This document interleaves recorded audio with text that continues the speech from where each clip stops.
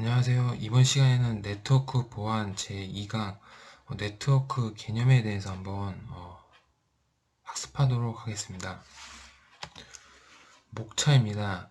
그래서 네트워크의 이제 기본적인 이제 개념인 프로토콜에 대한 이제 개념에 대해서 학습을 하고요. 그 다음 이제 통신을 하기 위한 이제 계층적 프로토콜 모델인 이제 OSI 모델을 한번 학습을 하고, 그 다음 이제 OSI 모델의 계층 구조는 어떤 식으로 구성이 되어 있는지 한번 살펴보고, 그 다음 이제 이 OSI 계층은 이제 계층이 너무 많기 때문에 실제 저희가 현실에서 사용하기에는 좀 무리가 있기 때문에 그걸 이제 조금 더 단순화시킨 이제 프로토콜인 이제 TCP/IP 프로토콜에 대해서 한번 살펴보고요. 그 다음 이제 OSI와 이제 TCP/I의 비교를 한번 해보겠습니다. 그리고 그런 이제 OSI라든지 TCP/I 프로토콜 계층 프로토콜에서 어, 캡슐화하는 과정과 역캡슐화하는 과정에 대해서 한번 살펴보고요. 그 다음 이제 데이터를 전송할 때 다중화와 역다중화는 어떤 식으로 하는지 한번 살펴보도록 하겠습니다. 프로토콜이라는 개념입니다. 그래서 데이터 통신에서 송수신자라고 하는 것은 이제 보통은 이제 클라이언트와 서버 모델인 그런 계층을 이제 보통 이제 송신자와 수신자라고 이제 보면 되고요. 그래서 저희가 이제 일반적으로 사용하는 이제 인터넷 브라우저에서 서버로 접속을 할 때 이런 이제 프로토콜 규칙에 맞는 통신 규약에 맞는 규칙대로 데이터를 이제 전송을 해야지 어, 전송이 되고 수신을 받을 수 있는 이런 통신이 성립이 된다라고 이제 생각하시면 되겠습니다. 그래서 네트워크 내에서 사전에 이제 미리 정의된 규약 규약 또는 규범이죠. 규범을 이제 프로토콜이다라고 이제 생각하시면 되고, 대표적인 이제 저희가 이제 브라우저 창에서 쓰는 프로토콜이 이제 HTTP가 있죠. 그래서 요 HTTP가 이제 가장 일반적으로 이제 브라우저를 사용할 때 쓰는 이제 프로토콜이다라고 생각하시면 되고,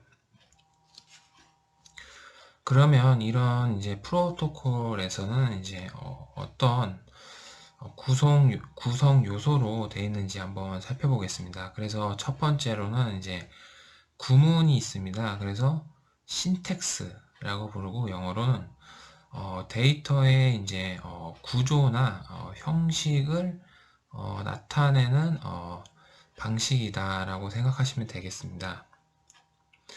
그리고 이제 두 번째로는 이제 시멘틱스라고 이제 영어로 부르는 이제 의미라는 게 있습니다. 그래서 이 의미라는 것은 이제 비트의 영역별 의미가 되겠습니다. 그래서 데이터를 이제 전송을 하게 되면 다들 조금 아시겠지만, 컴퓨터를 조금 공부를 해보신 분은 컴퓨터는 이제 0과 1이라는 이제 이진수로 되어 있습니다. 그래서 그 이진수들이 여러 개 이제 뭐 이런 식으로, 예를 들면 01, 1, 0, 뭐 이런 식으로 이제 비트들이 이제 이런 식으로 이제 데이터를 이제 전송을 하게 되는데요. 이런 식으로 이제 전송을 할 때 특정 구역, 비트의 이제 특정 구역, 예를 들면 앞에서 세 번째는 데이터의 뭐 헤더 부분이다, 뭐 헤더다, 뭐 이런 식으로 뭐 표현을 한다거나, 뭐 그런 식으로 이제 구역을 나누어서 이제 표현을 한다라고 이제 생각하시면 되고, 앞에는 헤더면 뒤에는 이제 뭐 바디 부분이다라고 이제 생각을 하시면 되겠습니다. 그래서 뭐 이런 식으로 이제 비트 구역을 이제 의미별로 이제 나누게 되고, 그러면 이제 다음으로는 이제 타이밍이라는 게 있습니다. 그래서 이 타이밍이라는 것은 이제 데이터를 언제 얼마나 빠른 속도로 이제 전송을 하는지 나타내는 개념이다라고 생각하시면 되겠습니다. 그래서 이렇게 데이터를 이제 의미별로 구분을 하게 되면, 이렇게 의미별로 구분을 하게 되면 당연한 얘기겠지만 언제 어느 정도의 전송 속도로 전송을 할지에 대한 구성 요소다라고 생각하시면 되겠습니다. 그러면 이 프로토콜을 물리적인 피지컬적인 측면과 물리적인 피지컬 측면과 로지컬 논리적인 측면으로 한번 살펴보면, 프로토콜의 이제 물리적인 측면에서 이제 데이터는 사용되는 전송 매체라든지 접속용 커넥터라든지 전송 신호 등 물리적인 요소를 이제 나타내게 되고요. 다시 한번 말씀드리면 이제 물리적인 요소 측면이라는 것은 전송 매체라든지 접속 커넥터라든지 접속용 커넥터라든지 전송 신호 이런 것들을 이제 피지컬한 요소들이다라고 생각하시면 되고, 그런 이제 피지컬한 요소들, 프로토콜은 RS232C가 있습니다. 그리고 V.21이 있다라고 기억을 하시면 되겠습니다. 그러면 이제 프로토콜의 논리적인 측면에서는 이제 어떤 프로토콜이 있는지 한번 살펴보면요.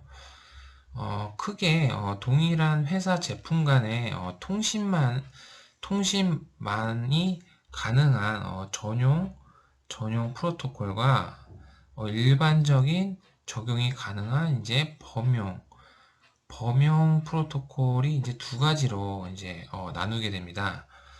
그래서 대표적인 이제 통신만 가능한 이제 전용 프로토콜로 대표적인 게 이제 IBM에서 나온 이제 SNA라든지 SDLC라든지 뭐 이런 프로토콜이 이제 대표적인 전송 프로토콜이라고 이제 생각하시면 되고, 그 다음 이제 일반적인 범용 프로토콜로는 이제 TCP/IP가 대표적인 프로토콜이다라고 생각하시면 되겠습니다. 그러면 한번 용어를 한번 좀 더 살펴보겠습니다. 그래서 코드라는 용어가 있습니다. 코드는 이제 유니코드라고 부르는 16개의 비트를 이제 사용을 하여 전 세계의 모든 언어에서 사용되는 부호나 문자를 이제 나타낸다라고 생각하시면 되겠습니다.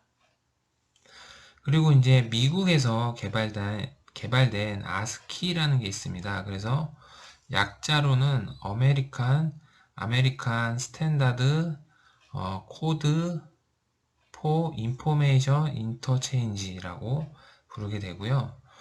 현재 이제 유니코드를 처음 127개 문자에 해당하는 그런 문자 코드를 제공하는 그런 이제 코드다라고 이제 생각하시면 되겠고요. 그 다음 이제 RS232C 아까 전에 이제 그 물리적 프로토콜에 이제 있었던 RS232C에 대해서 한번 살펴보겠습니다. 그래서 약자는 Recommended Standard 232C입니다. 그래서 데이터 단말 장치, 보통 이제 데이터 단말 장치라고 하는 거는 DTE라고 부르죠. 그래서 이 데이터 단말 장치와 데이터 회선 종단 장치인 DC를 상호 접속하기 위한 인터페이스다라고 이제 생각하시면 됩니다. 인터페이스라는 말은 이제 보통 이제 어떤 컨트롤을 하기 위한 이제 규약 같은 거죠. 이제 인터페이스를 제공한다는 것은 뭐 요런 기능들을 넣으면 뭐 어떤 아웃풋 값을 보내주겠다. 뭐 이런 인터페이스 뭐 이렇게 생각을 하시면 되겠습니다. 그 다음으로는 아까 전에 보았던 이제 물리적 프로토콜의 또 다른 이제 V.21이라는 게 있습니다. 이 V.21은 전화 교환망 또는 이제 이선식 전용 회선을 사용을 한 양방향 통신용 모뎀의 변조 방식이다라고 생각하시면 됩니다. 그래서 그거에 대한 권고를 이제 ITUT에서 제공을 했고요. 이 ITUT라는 것을 처음 보시는 분도 이제 계시겠지만, 그래서 한번 그 ITUT라는 게 어떤 그 국제 기구인지 한번 살펴보면, ITUT라는 것은 이제 통신 장비 및 시스템의 국제 표준을 이제 만들기 위한 최초의 국제 기구입니다. 그래서 한마디로 통신 장비 및 시스템을 이제 표준을 제정을 하는 그런 기구겠죠. 그래서 전에는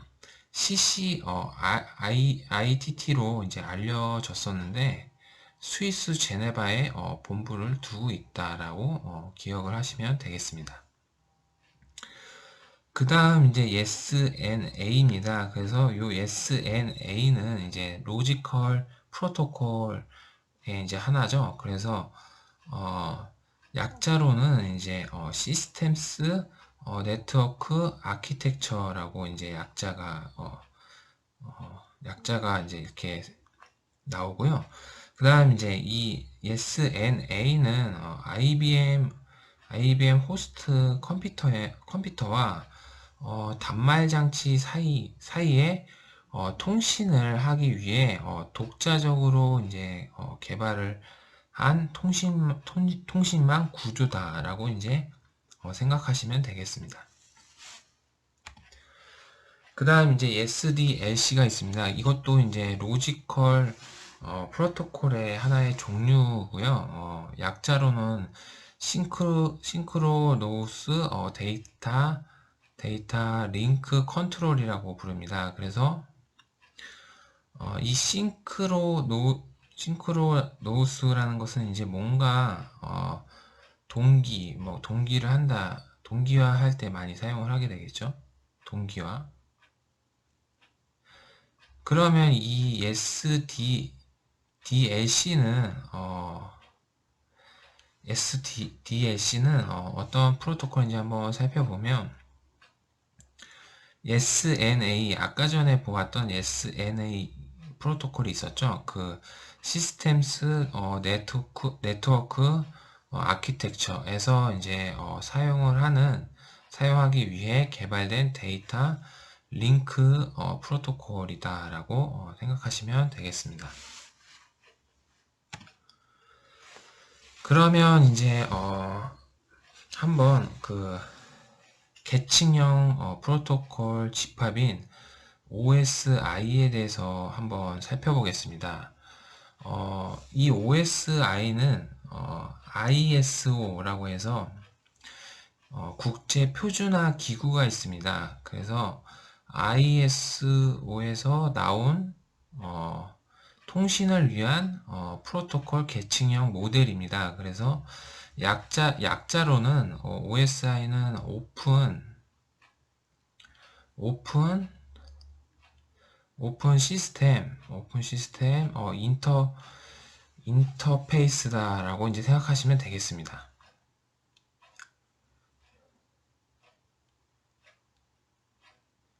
그래서 이 OSI 모델은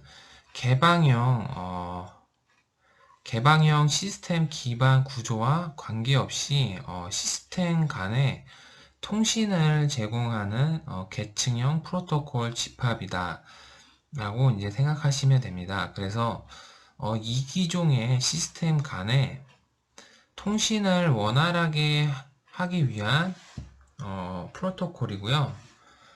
이런 이제 프로토콜이 없게 되면 각종 여러 시스템 간의 통신을 할 때 원활한 통신이 불가능하기 때문에 이 ISO에서 표준을 정했다라고 생각하시면 되겠습니다. 그래서 요 밑에 그림을 보시면 통신의 순서가 있습니다. 여기가 이제 수신 컴퓨터고요. 수신 쪽이고, 그 다음에 여기가 발신이죠. 수신이 아니고 죄송합니다. 여기가 수신이 아니고 발신 쪽 PC라고 보시면 되고, 여기가 수신 쪽 PC라고 생각을 하시면 됩니다. 그래서 보통 예를 들면 뭐 전자 메일을 발송을 한다거나 어떤 이제 인터넷을 통해서 서버 쪽 수신 쪽 PC랑 연결을 하기 위해서 이제 브라우저 창이라든지 어떤 매개체를 통해서 전송을 이제 하게 되면 이런 계층을 통해서 전송이 된다라는 개념입니다. 그래서 한번 살펴보겠습니다. 첫 번째 계층은 맨 밑에 이제 여기 피지컬이라고 되어 있는 이 부분이 이제 1계층입니다. 그래서 한글로는 이제 물리 계층이다라고 이제 부르게 되고요. 그 다음 이제 데이터 링크 계층이 있습니다. 그래서 요거는 이제 한글로도 데이터 링크 계층이다라고 부르고, 그 위에 이제 네트워크 계층 3계층이 있습니다. 그래서 요거는 네트워크 계층. 그 다음 이제 트랜스포트 계층이라고 해서 4계층이 있습니다. 요 4계층은 이제 전송 계층이라고도 이제 부르고요. 그 위에는 이제 세션 계층, 5계층이 세션 계층이 있습니다. 그 다음 6계층은 프리젠테이션 계층이라고 해서 표현 계층이 있고, 그 위에 이제 어플리케이션 계층이 7계층, 마지막 계층이 7계층이 있습니다. 그래서 이 OSI 모델을 보통 이제 OSI 7계층이다 라고 이제 부르게 됩니다. 아까도 이 OSI 7계층은 시험에도 자주 나오는 중요한 이제 개념이니까 꼭 한번 이제 기억을 하셔야 되고요. 아까 이제 제가 말씀드린 것처럼 1계층부터 7계층으로 이런 각각의 이름들로 구성이 돼 있다라고 생각을 하시면 되겠습니다. 그래서 통신 데이터가 이런 식으로 이제 아래로 전송될 데이터가 내려가게 되고요. 내려가게 되면 요 이제 피지컬 레이어에서는 그 데이터를 이제 수신 쪽으로 데이터를 보내게 됩니다. 그래서 리피터를 통해서 보내게 되고요. 그 리피터를 통해서 올라간 데이터는 다시 브릿지를 통하고, 그 다음 이제 라우터를 통해서 다시 내려오게 됩니다. 내려오게 되고, 그러면 라우터에서 브릿지에서 리피터에서 다시 수신 쪽에 OSI 7계층 쪽으로 다시 이제 전송이 되고요. 그 데이터가 다시 위로 올라가면서 이 계층들을 통해서 올라가면서 다시 수신처 PC에 접속을 하게 되는, 수신처 PC에 이런 식으로 접속을 하게 되는 일련의 이제 단계들을 이제 거치게 됩니다. 그래서 컴퓨터가 이제 통신을 하기 위한 이제 이런 과정들을 이제 이렇게 거친다라고 이제 생각을 하시면 되고요. 그 OSI 7계층은 이제 앞으로 다음 장에서 살펴보겠지만, 각각의 이제 계층마다 이제 특정한 이제 서비스를 제공을 하게 됩니다. 이를 위한 이제 각각의 이제 또 프로토콜도 존재를 하고요.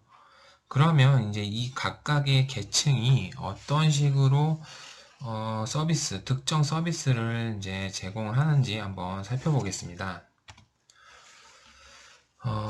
첫 번째로는 아까 제가 말씀드린 것처럼 1계층이 있습니다. 그 1계층은 물리계층이라고 이제 한글로 부르고 피지컬 레이어다라고 생각하시면 됩니다.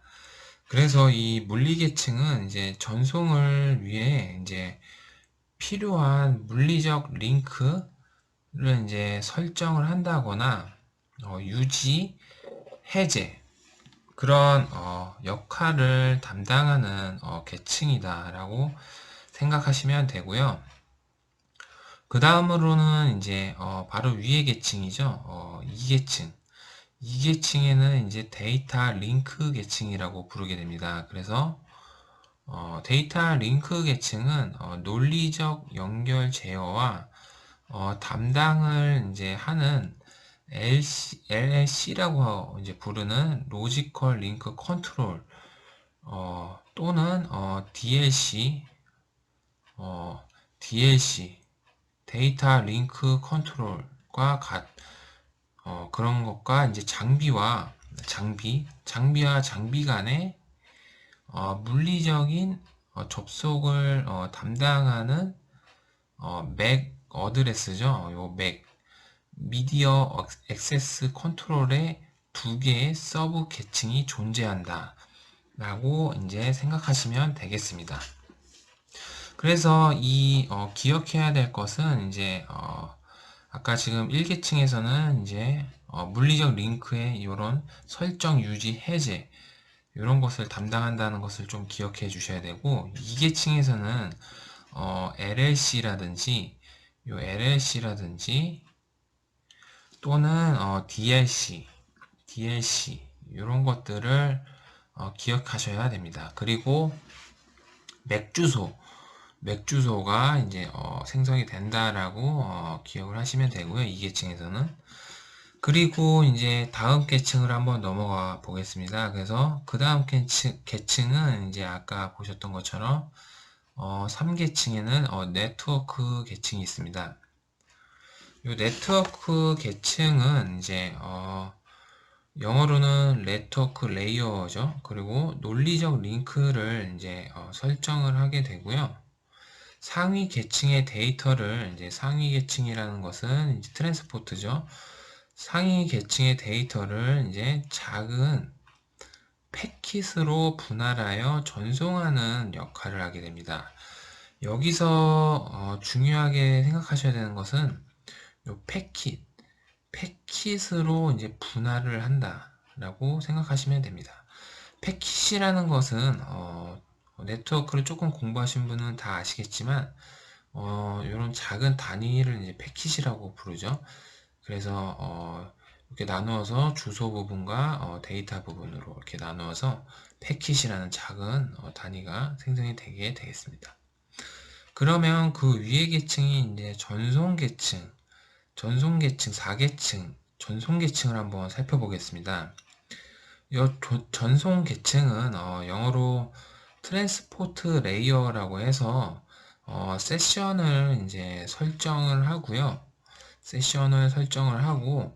두 종단 간 엔드 투 엔드를 제어를 담당하게 되겠습니다.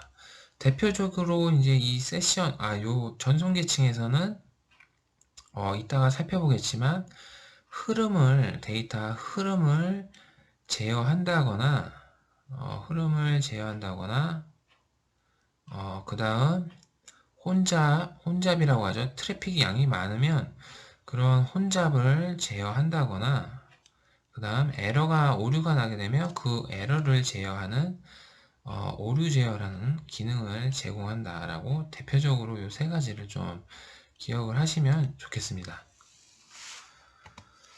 그 다음으로는 이제 5계층입니다. 그래서 OSI 7계층 모델 중 5계층이고요.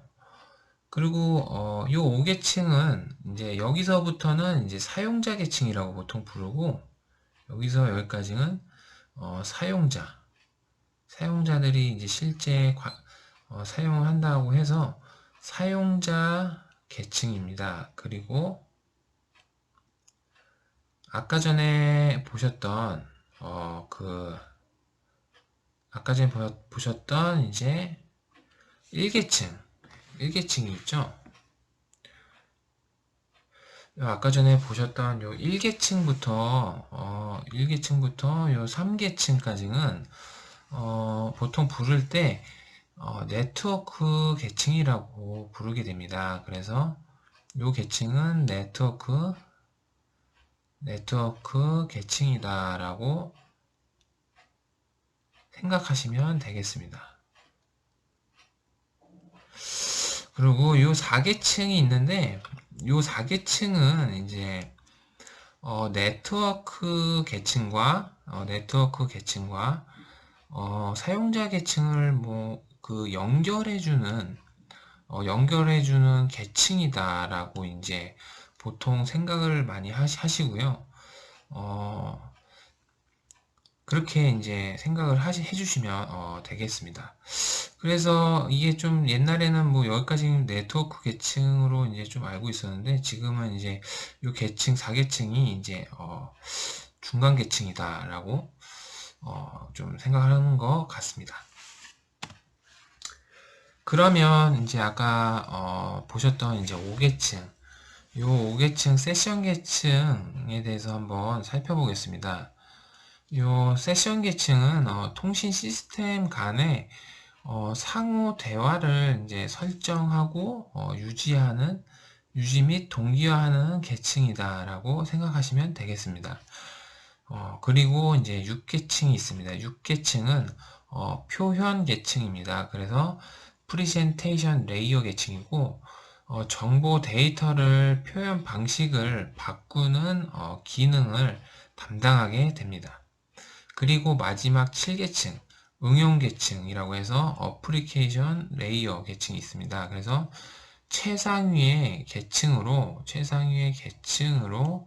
사용자와 인터페이스를 제공하는 계층이다라고 기억하시면 되겠습니다.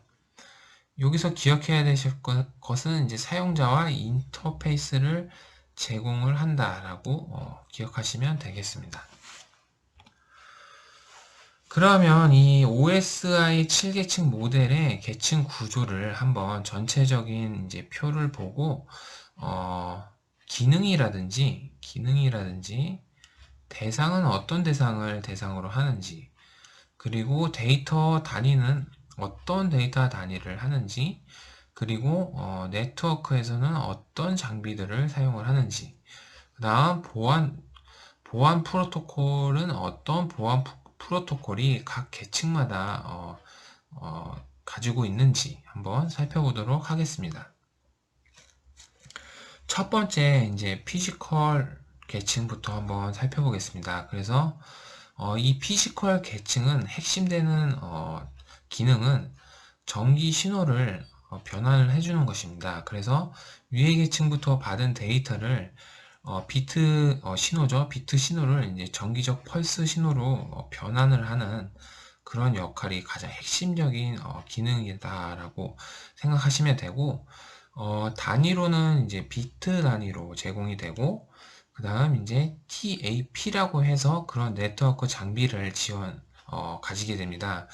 그래서 요 TAP라는 요 장비는 어떤 네트워크 장비냐면, 요 밑에 이제 보시면 제가 적어 놨습니다. 그래서 TAP는 테스트 액세스 포인트라고 해서 양방향의 네트워크 트래픽이 중단 없이 전달하고 무결성을 이제 보장하기 위한 복사본을 연속적으로 이제 생성을 하고 모니터링하고 분석하고 그런 이제 역할을 하면서 보안 솔루션으로 전달을 역할을 수행을 하는 네트워크 장비를 이제 TAP 장비가 있다라고 이제 생각하시면 되고, 그 장비는 제 1계층에서 가지고 있다라고 기억하시면 되겠습니다.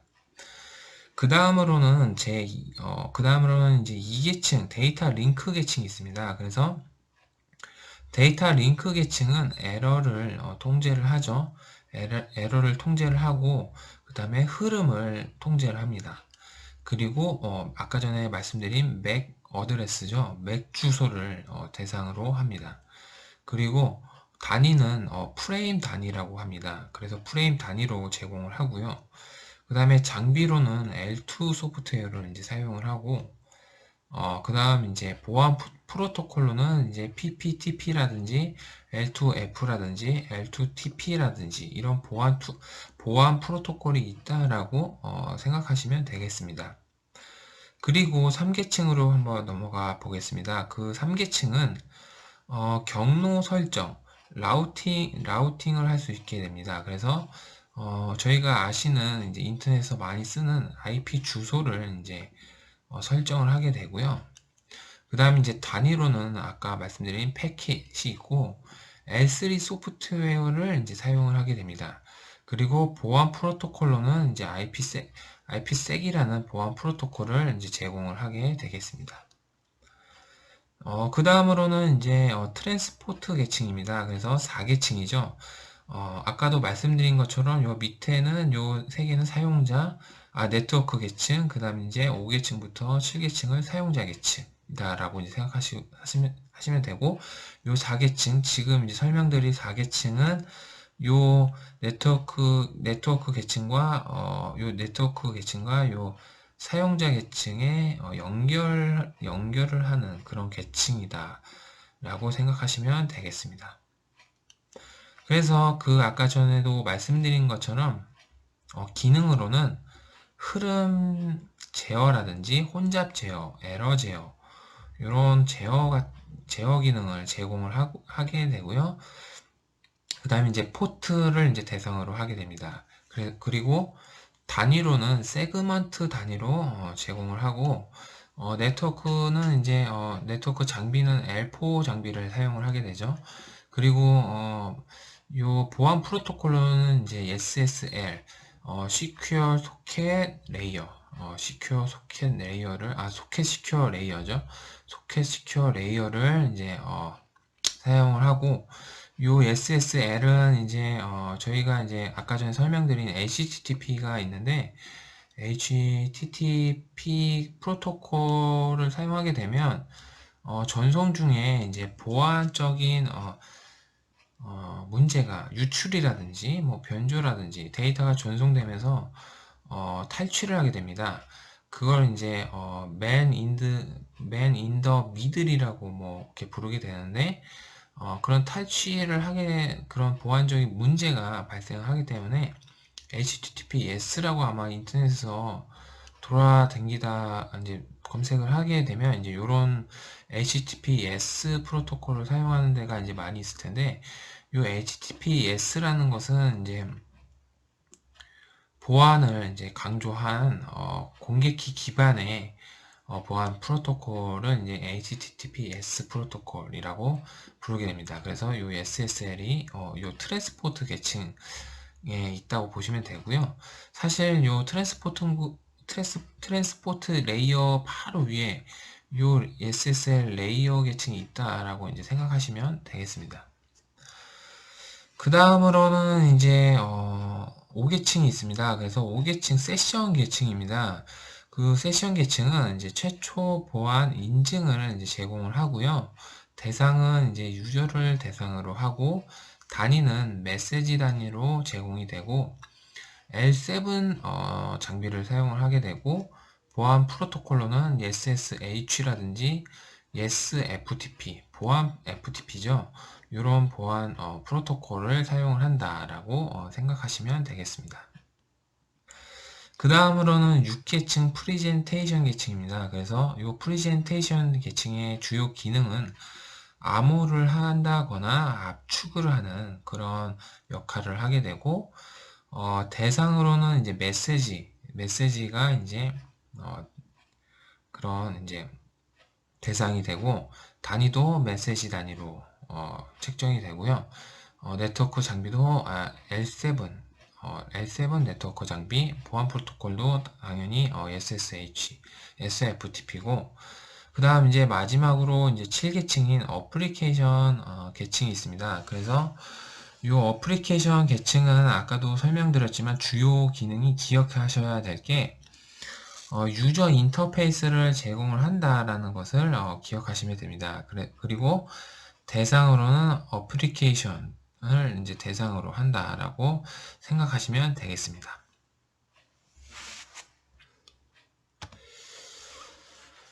그 다음으로는 이제 OSI 7계층을 이제 보셨으니까 그 OSI 7계층은 사실 이제 실제 저희가 컴퓨터로 구현을 하기에는 통신 프로토콜로 구현을 하기에는 사실 너무 좀 무리가 있습니다. 왜냐면 너무 좀 7계층까지 돼 있으니까 또 너무 많기도 하고 이 과정들이 사실 이제 표준적으로 책정이 되긴 했지만 사용하기에 무리가 있기 때문에 현실 세계에서 사용을 하기에 무리가 있기 때문에 나온 것이 이제 TCP/IP 계층이 있습니다. 그래서 이 TCP/IP 프로토콜 계층은 그 아까 전에 배운 OSI 7계층이 있죠.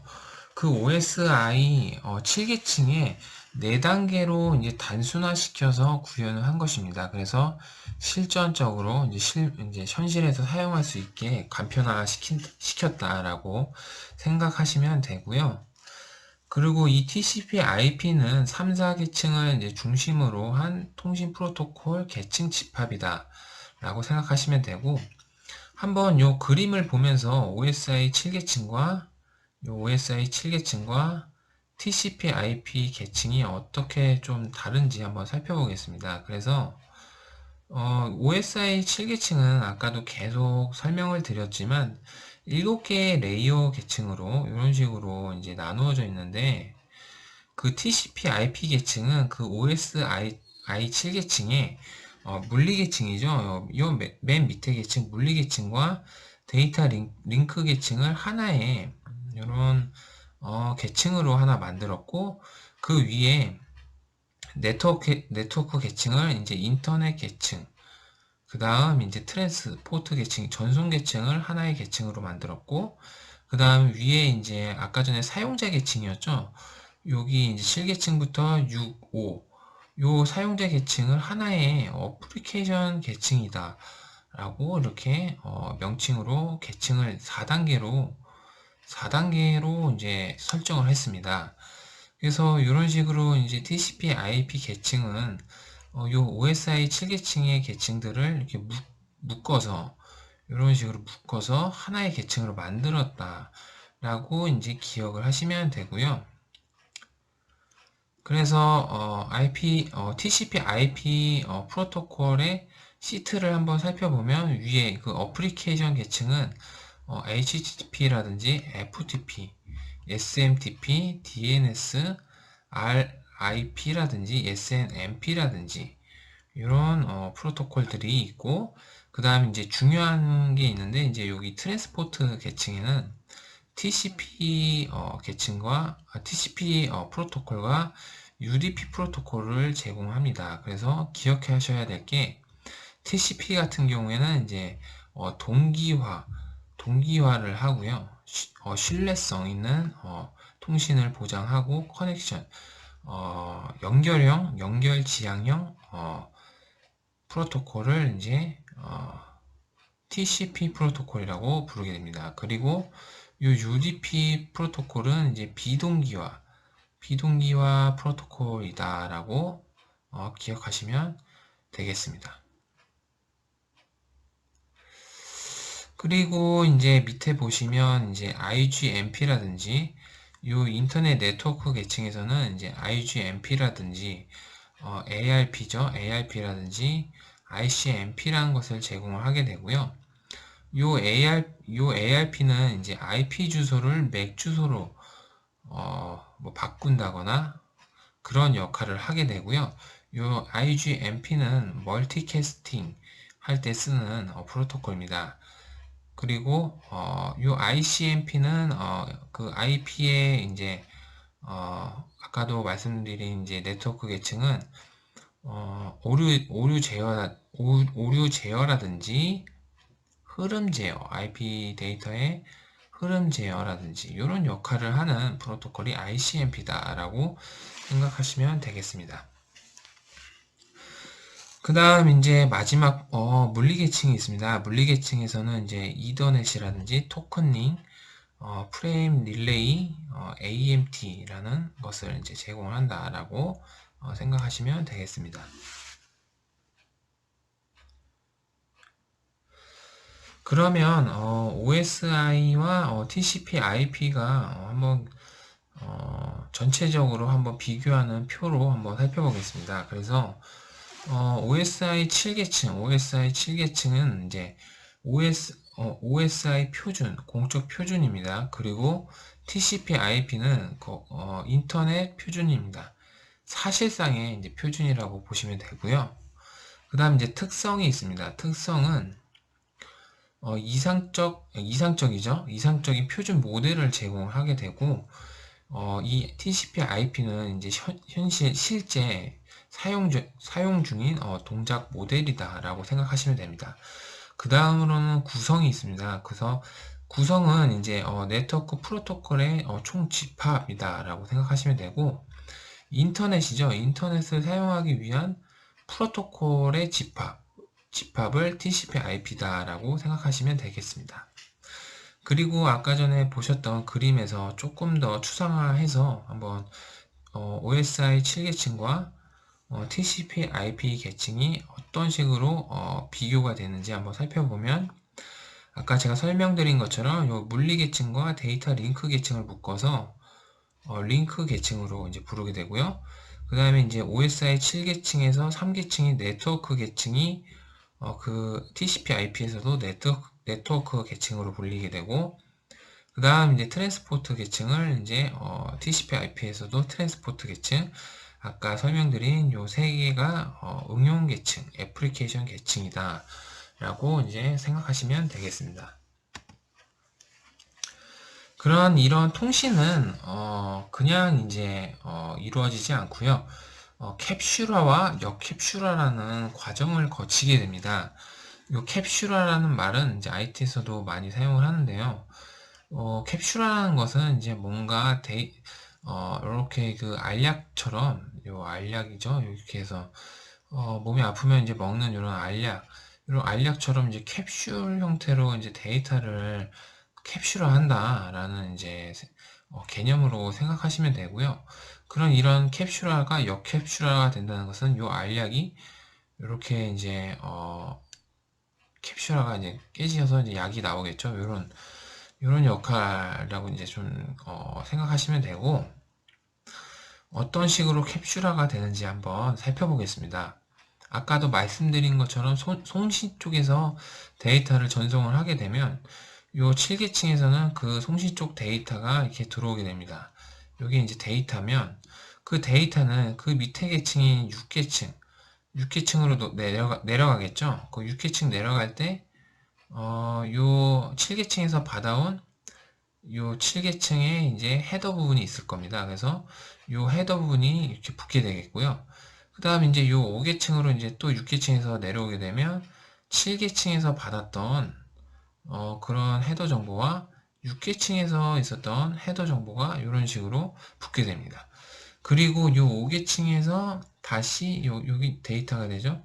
요 데이터에서 다시 이제 4계층으로 이제 내려오게 되면, 이렇게 내려오게 되면 7계층, 여기 7계층 헤더와 6계층 헤더, 그 다음 5계층 헤더가 이런 식으로 붙게 되고요.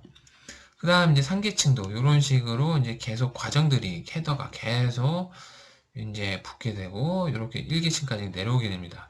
그러면 이제 이런 식으로 아까 제가 말씀드린 이제 캡슐화가 이제 이루어진 것이고, 이 캡슐화가 이루어졌으면 이제 실제 데이터가 전기적 신호로 바뀌어서 물리계층에서 전송 매체를 통해서 수신 쪽 OSI 7계층 물리계층으로 들어가게 됩니다. 그러면 이제 데이터, 이제 캡슐화된 데이터가 물리계층으로 들어가게 되면 데이터가 이렇게 들어오겠죠? 그러면 이제 앞에 부분에 헤더 부분이 이렇게 이제 붙어가지고 이제 캡슐화된 게 이제 들어올 텐데, 그러면 이제 한 개씩 이제 제거가 됩니다. 이렇게 이제 캡슐화가 역캡슐화가 이루어지겠죠? 1계층이 여기 있겠으니까 이렇게 캡슐화가 제거되고, 그 위에 데이터 링크 계층에서도 이제 2계층에 관한 헤더 정보, 이 정보가 이제 다시 역캡슐화되고 이런 식으로 이제 3계층에서도 세 번째 헤더가 이제 역캡슐화되고, 이런 식으로 이제 그런 이제 각각의 프로토콜 계층마다 캡슐화가 돼서 이렇게 위로 올라가게 되면 마지막에는 이제 그 송신 쪽에서 받았던 그 데이터가 나오겠죠. 이렇게 받아서 수신 쪽에서 수신을 하게 되는 이런 일련의 이제 역캡슐화 과정이 있다라고 기억을 하시면 되겠습니다. 그 다음으로는 이제 데이터를 이제 전송을 할 때 다중화와 이제 역다중화라는 것이 있습니다. 그래서 처음 보시면 조금 좀 생소한 단어일 수도 있는데, 이 다중화라는 뜻은 여러 개의 데이터들이 이제 이렇게 여러 개 있으면 A라는 데이터와 그 다음 B라는 데이터, C라는 데이터가 있으면 하나의 전송 회선이죠. 요 하나의 전송 회선에서 그 각각의 데이터들이 이렇게 보내지게 됩니다. 동시에. 그러면 요 보내진 데이터들은 이제 각각 이제 요 하나의 선로기 때문에 여기서 병합이 일어나겠죠. 이런 문제들 때문에 여기서 이제 다중화가 이제 멀티플렉싱이라는 게 이루어지게 됩니다. 그래서 이렇게 이제 여기 첫 번째 부분은 A 데이터, 그 다음에 B 데이터, C 데이터로 이렇게 나누어서 한 줄로 데이터가 이제 세 줄로 들어갈 수가 없기 때문에 한 줄로 이렇게 이제 전송을 하게 됩니다. 이렇게 다중화 작업을 하게 되고, 이렇게 이제 쪼개진 데이터들이 이제 여기에 와서 디멀티플래싱이 일어납니다. 그래서 디멀티플래싱이 일어나게 되면 이렇게 다시 A 데이터와 B 데이터, C 데이터 이런 식으로 이제 데이터가 분할이 되겠죠. 이런 과정들을 이제 다중화와 역다중화를 했다라고 이제 생각하시면 되겠습니다. 그러면 한번 살펴보도록 하겠습니다. TCP/IP 프로토콜 그룹은 이제 몇 개의 계층에서 여러 개의 프로토콜을 이제 사용을 하게 되는데, 발신지에서 다중화가 이루어지게 되고, 아까 제가 말씀드린 거죠. 여기가 발신지죠. 여기서 이제 다중화가 이루어지게 되고, 목적지에서는 역다중화죠. 여기서 역다중화가 이루어지게 됩니다. 그래서 그림을 한번 살펴보면 FTP라든지 HTTP 그 외에 뭐 여러 가지 SFTP, FTPS라든지 이런 프로토콜, 아니면 비동기 프로토콜인 이제 UDP에서는 DNS라든지 SNMP, 그런 아까 말씀드린 TCP는 이제 동기화 통신이고 UDP는 이제 비동기 통신이다라고 생각하시면 되죠. 그래서 이런 프로토콜을 사용을 해서 이제 데이터들이 이제 여러 개 이제 전송이 될 텐데, 그때 이제 IP를 통해서 네트워크 공중망 이제 IP 주소를 통해서 여기가 이제 공중망이 있겠죠. 퍼블릭망이라고 이제 부르게 됩니다. 그래서 퍼블릭 퍼블릭 네트워크에서 이제 데이터가 전송이 될 텐데, 이런 식으로. 그러면 이제 여기서 이런 많은 뭐 FTP도 있을 테고, HTTP, 뭐 DNS, 뭐 SNMP라든지 이런 이제 각각의 이제 프로토콜을 사용한 데이터들이 여러 개 이제 모일 텐데, 그때 이제 여기서 아까 말씀드린 다중화 작업이 이루어져서 퍼블릭 네트워크를 통해서 목적지 IP 주소로 전송이 됩니다. 그 목적지 IP 주소에서 그 받은 다중화된 데이터를 다시 디멀티플래싱이 이루어지게 되고, 디멀티플래싱이 이루어지게 되면 TCP는 TCP대로 데이터를 다시 주게 되고, UDP는 UDP대로 데이터를 다시 전송을 해서 다시 여기서도 분리 작업이 이루어져서 DNS라든지 SNMP, 그 다음 이제 TCP는 HTTP 프로토콜이라든지 FTP 프로토콜이라든지 이런 데이터로 다시 분할이 돼서 수신 측 목적지죠. 요 데스티네이션 수신 측에 데이터가 들어가는 이런 기술이죠. 이런 기술이 있다라고 생각하시면 되겠습니다. 이번 시간에는 여기까지 하도록 하겠습니다. 감사합니다.